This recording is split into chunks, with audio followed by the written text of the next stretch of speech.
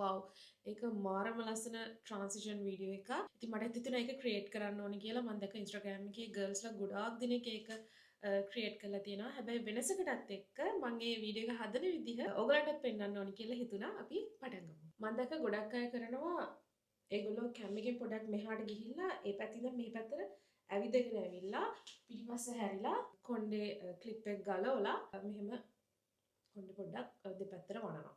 ඒක තමයි මටත් කරන්න ඕනි.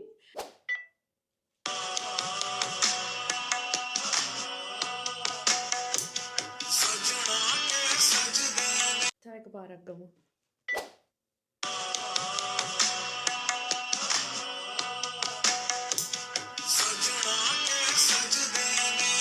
හරි මං හිතන්නේ මම දෙවෙනි පාට කරපු එක තමයි හරියට ආවේ. මං හිතන්නේ මං ඒක යූස් කරයි. දැන් මේකප් එක කරගෙන ඊට පස්සේ අඳින අවුට්ෆිට් එක ඇඳගෙන එන්න ඕනි. හැබැයි ඒ වීඩියෝස් වල ගොඩක් අය ඇඳලා තියෙන්නේ නිකන් ඉන්දියන් අවුට්ෆිට්ස් අර ශල්වාස් කුර්තා ඒ වගේ ඒවා නැත්නම් සාරි. මං ගාව ඒ වගේ ඒවා නැහැ. මම දන්නේ මම මොකක් අඳින්ද කියලා බලමු. සාරි එකක් තියෙනවා. හැබැයි මට දැන් සාරි එකක් අඳින්න ඇත්තට මූඩ් එකක් නැහැ. මම මේකප් එක කරගෙන එන්නම්. හරි දැන් මේකප් එක හරි මගේ. දැන් මේ කොණ්ඩේ මොකක් හරි කරලා ෆික්ස් කරගන්න ඕනි. හරි. කොණ්ඩෙත් මම ෂේප් එකේ සෙට් කරගත්තා. මං ගාව ඇඳුමකට තියෙන මං ගාව අර ඉන්දියන් වගේ අඳින ඇඳුම් නැහැ.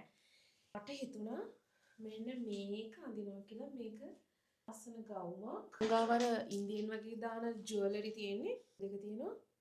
මං හිතුවා මෙන්න මේ දෙක දානවා කියලා. මේ දෙක විතරමයි මට ඒ වගේ ඉයරින්ග්ස් දෙකකට තියෙන්නේ. ඒ නිසා මම මේක දාලා මේ ඇඳුම ඇඳලා එන්න. මෙතන පොඩි ඩොට් එකක් තියන්න හදන්නේ.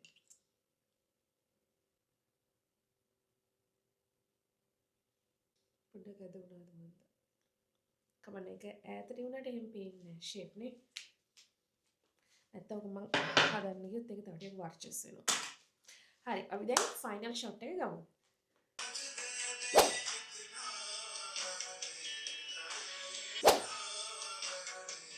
හරි කීප පාරක්ම කරලා ෆයිනලි එකක් හොඳයි කියලා හිතුණා. ඉතින් මම ට්‍රාන්සිෂන් වීඩියෝ එක එඩිට් කරලා දාන්නම්. ඔයගොල්ලොත් ඒක බලන්න. මේ වීඩියෝ එක මම මෙතන නතර කරනවා. ගිහිල්ලා එන්නම්. බයි.